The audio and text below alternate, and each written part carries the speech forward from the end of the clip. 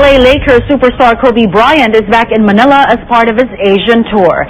This is the third time the NBA Finals MVP has visited the country. More from Pia Arcangel on Q. NBA superstar Kobe Bryant was all smiles upon arriving in Manila early this evening. Wearing shades, a shirt, and shorts, Kobe and his companions were in high spirits when they got off the plane. The 2009 NBA Finals MVP disembarked from his private jet only after officials cleared his immigration documents.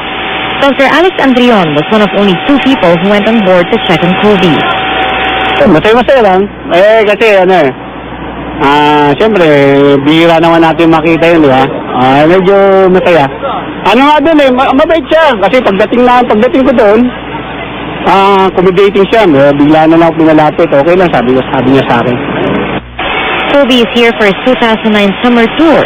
This is his 3rd visit to Manila. The last time he was here was back in 2007. As part of his tour, Kobe will be meeting with kids selected from a basketball camp.